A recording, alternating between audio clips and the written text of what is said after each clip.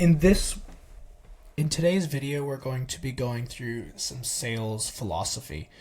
We're going to make sure that we're going to be covering what people really buy, the different stages of consciousness, tension and internal pressure, and building the gap.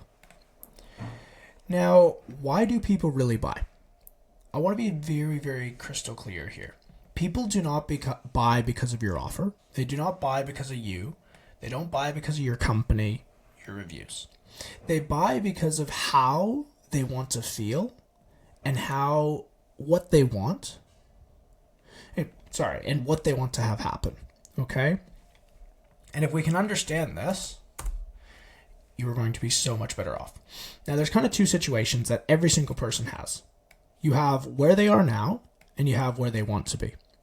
So, take this as an example. When they feel something now that may be tired, stuck, or worried, where they want to feel something better. They want to feel happy, they want to feel free, they want to feel excited. Now, when your offer feels the easiest way to go from where they are now to where they want to be, that better place, that's when they buy. So I want to give you a few examples. A very simple example is aspirin. When someone's head is hurting, right, their current situation, they want to feel better. They want to not have a head pain. So what happens is they take an aspirin because it takes them from where they are now, their current situation, to their desired situation, where they want to be, the future. Now, another example, coffee. When someone is tired, they desire to be awake and ready to go. So what do? They take coffee. So I really want you to remember, they don't buy a product, okay? They're buying a change in how they feel and what their day looks like. If coffee didn't make you feel awake, sure, there might be one or two people that drink it because it tastes good, but it would irrelevantly not be the purpose of why someone's buying it. It's like someone drinking a decaffeinated coffee. Like, mate, it's not going to make you awake. It's not going to make you ready to go. So why are you drinking it? It just doesn't make any sense. Now, the next thing that we're going to be going through here is understanding the level of consciousness.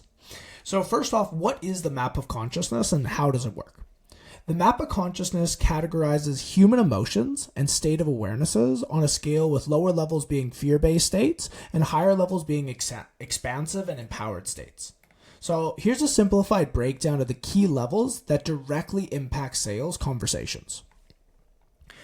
Today we're really going to be focusing on 6 different stages.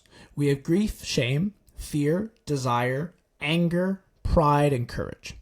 The reason we're going to only focus on the bottom half is because this is where 80% of the world lives within. Okay? So, if we start off with grief and shame. With someone that is in grief and shame, they're usually feeling pretty hopeless and they're having self-doubt. This is going to sound on a sales call like, I'm not sure if I'm good enough for this. If someone is living in a state of fear, they're going to be feeling anxiety and uncertainty. That's going to be their emotional state. Now, their mindset in the sales capacity is going to be something like, I'm afraid of making the wrong decisions. If someone's in a state of desire, they're craving success. This is going to present itself like, I just want the lifestyle, I want the money, or I want the perfect body, I just want to look like $1 million. If they're in a place of anger, they're going to have the emotional state of frustration and blame. This is going to be around, I've been burned before, why should I trust this? They're going to have massive trust issues. Someone in pride is very much an ego-driven. Their resistance to being sold. This is usually what someone would refer to as like a type A personality, someone that's very strong-willed, right? They're going to apply themselves in a sales conversation like, I already know what I'm doing, but I want to be the best. Okay? Now, for someone that's in courage, which is very, very rare, but it's where we want to be as sales reps. As closers, we want to be coming from a place of courage. Now, this is going to present itself like openness, willingness to take action. And how it presents itself is, I know I need this. I just need to make sure it's right. Now, there's a few key takeaways from the map of consciousness, right? First one is a prospect's level of consciousness is the real reason behind their hesitations, their questions, and their decisions. If you can internalize and start to realize every single person we talk to is different, you're going to be able to have more meaningful, deep conversations. Now, there's a few important things to note, okay? The first is all prospects are at a different level of consciousness and need to be helped in a different way. You must meet the prospects where they are and call them up. Most importantly, though, it's meeting them where they are. So if someone has low level of consciousness, right, meaning they have smaller goals, or if someone has a higher level of consciousness, it means they usually have bigger goals.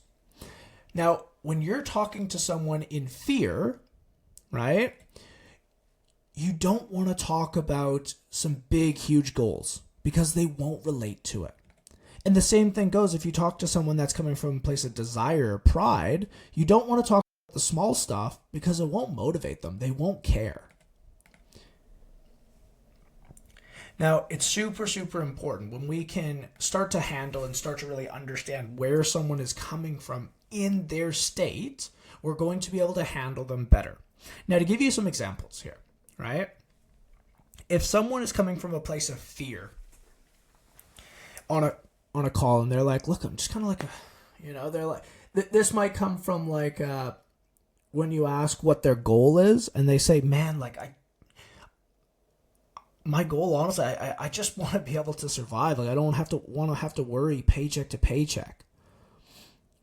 Okay, someone that's coming from a place of desire is like when you ask them the goals question, they're going to say, man, I want to make $20,000 a month. I want to be driving a Lambo. I want to be having this beautiful house on the beach. They're going to give you the big crazy things.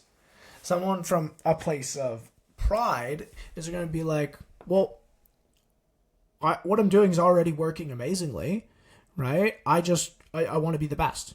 I just want to be better, so I'm doing it. So it logically makes sense when you ask them the goals. So then with those kind of people, you need to explore and be like, okay, well, what does being the best mean to you?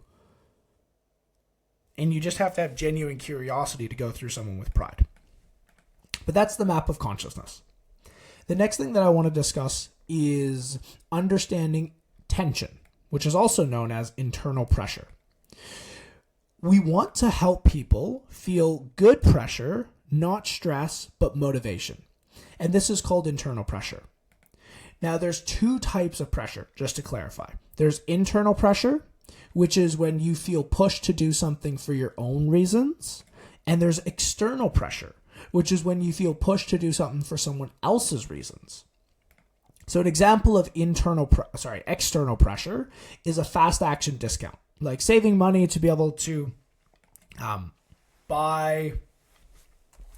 I don't like outside pressure. Let's change that to is an external pressure, right? A fast action discount to being able to save money if they buy today, that's an external pressure. Now, I want to clarify, external pressure is not bad, but if you can build both, or even better, having internal pressure, it's going to get you the best kind when someone feels their own reason to be able to make a change. Now, I want to be clear. How do we build internal pressure? The way that we do this is we do it by helping people see the difference between where they are now and where they want to be. Okay? When you can help someone go from where they are now to where they want to be, and the bigger and the clearer the gap, the more they're going to want to take action. So, here's how you do it. Very simply. We want them to talk about things like their current situation versus their dream income, their current goals versus their goal, like their weight goals, their current weight versus their goal weight, their current jobs, what they're doing now versus their dream job, and most importantly, what their life looks like now versus what they want their life to look like. Now, something that's very important as well is you want to ask for numbers, like when you can. Things like money or weight. If you can't ask for numbers, it's just not quantifiable for what you're selling, then ask for clear pictures and details. So I want you to start asking questions like this. What does your day look like now? What would your perfect day look like? When did you first realize you wanted something more? What happened on the day you said, I'm done with the 9-to-5 life? These are all questions to provoke to get a crystal clear current situation versus desired situation. Where they are now to where they're wanting to be, which is the entire purpose. This is how we build that internal pressure.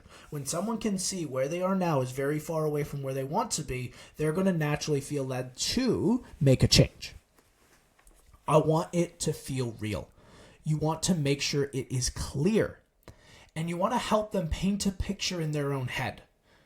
Right? You want them to vividly be able to see exactly where they are, the realities of it, and exactly where they want to be and the realities of what that could be. And if you do this well, they're going to want to fix the gap, and often they're going to do this by buying what you're offering because you are the first person that has not just tried to sell them something, but you've actually solved their problem and built a bridge from where they are to where they're wanting to be. Now, just to recap, okay, at this point, you're going to know why people buy and results. Okay, the states, the logical, the emotional side. Everyone is at different levels of consciousness. You're going to understand the different levels of consciousness and why every single person we talk to, we need to talk to them differently based off of where they are. You're also going to understand the more we clearly define current situation and desired situation, the more tension we create. And tension is good because tension, especially internal pressure, which is tension, will compel the prospect to take action.